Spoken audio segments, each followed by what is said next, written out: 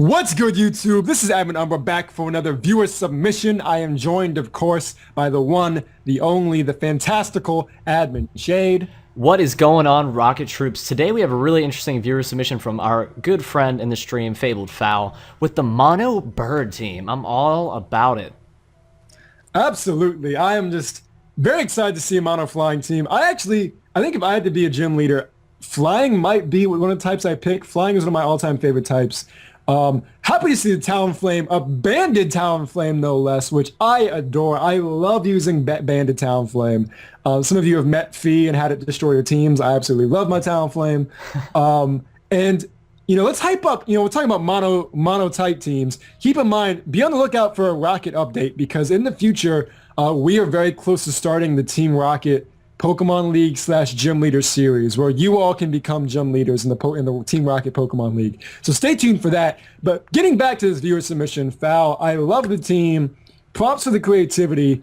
I love Banded Talonflame, so I'm 100% behind Fowl's team. You want to talk about Steven's team at all, Shade?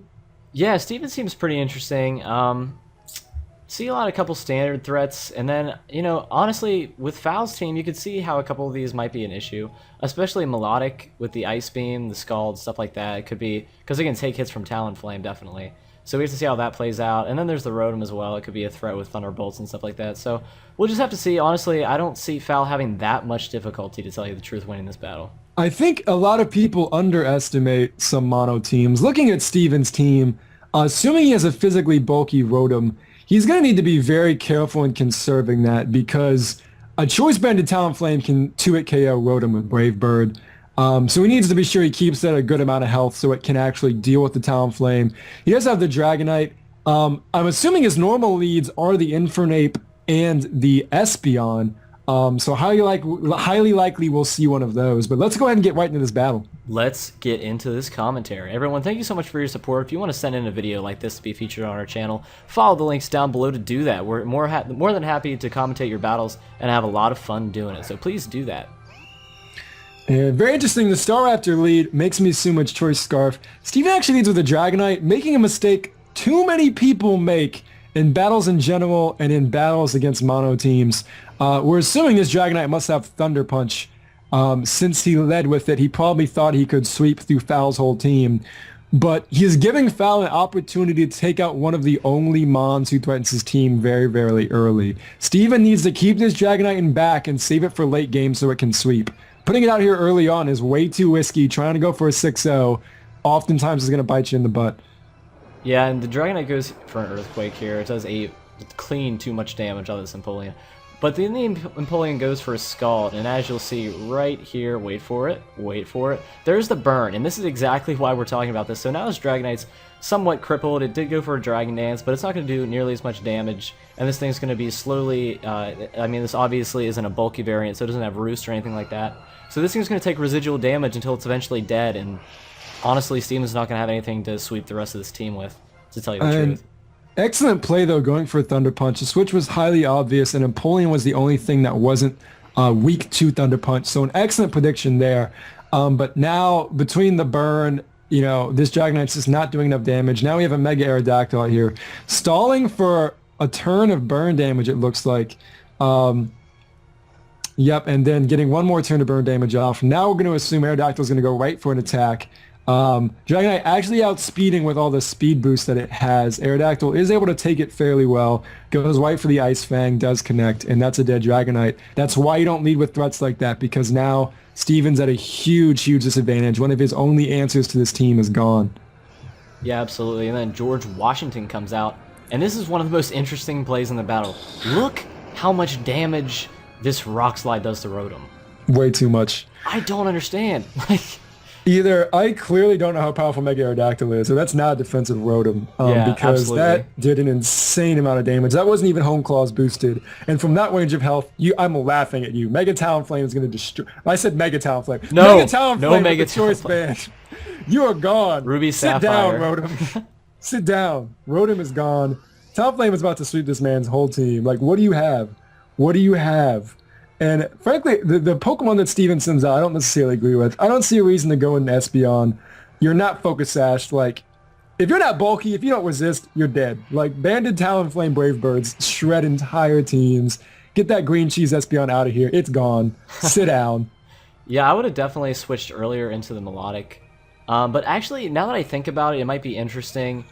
Steven may have been just throwing stuff out there knowing that this thing was banded, knowing that it's going to go for Brave Birds and just like killing his Mon so that way it does max damage from Brave Bird recoil. So maybe that's his strategy of trying to get this thing out of the way, but honestly, like, I don't know how viable that is because he has melodic sitting in the back, so. Right, like, we're at a bounty count of 2 for this Talonflame. I probably would have switched Talonflame out here, predicting a Fake Out or a Mach Punch.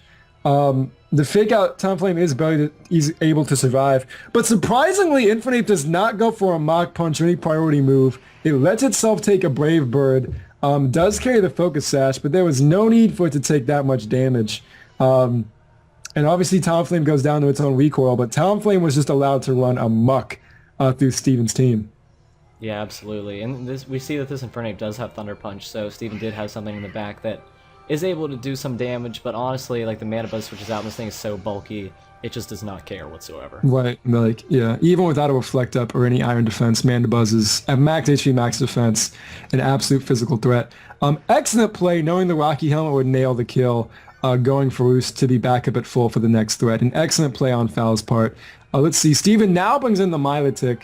I would predict either a Toxic or an Ice Beam, depending if this is the Sleep Talk variant or not. Shows the Ice Beam, probably not Sleep Talk. And that's doing decent damage because we're probably not invested on the special side. Definitely. I'm not actually positive what this Melodic is because I don't think it goes... I think in this battle it only goes for attacking moves, so it's even possible this is the Assault Vest variant that we've seen sometimes, so I'm not really sure. That'd be very interesting.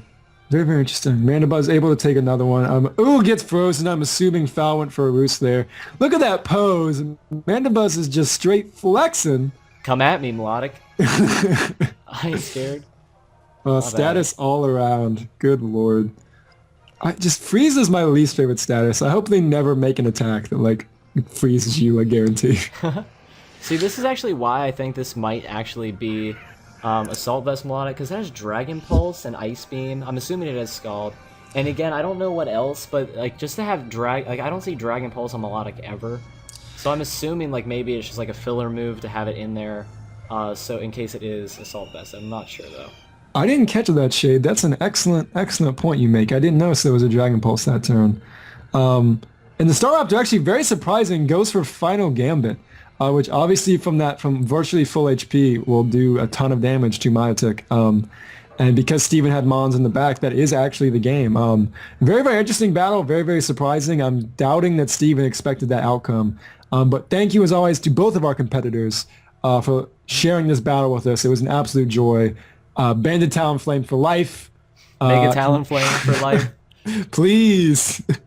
Yeah, now we got Mega Diancie. We got Mega Diancie from 6th Gen. Megan Talonflame in the Horde remakes. I'm calling it. I'm calling it now. Please, no. But yeah, very good teams. Really interesting battle. FabledFowl, thank you so much for sending this in to us. And like I said earlier, everyone, if you want to send in a video just like this one, make sure that you do that. We'll have links down below telling you how to do that. We'll be more than happy to take a look at your battles and do commentary on them just like this. So we had a whole lot of fun doing this. Again, thank you, FabledFowl. We had a whole lot of fun. Umber, do you have anything else to say? Banded Talonflame for life. That's all I got to say. All right, everyone. Well, without further ado, we're out of here. This is Admin Shade and Admin Umber signing off for Rocket HQ.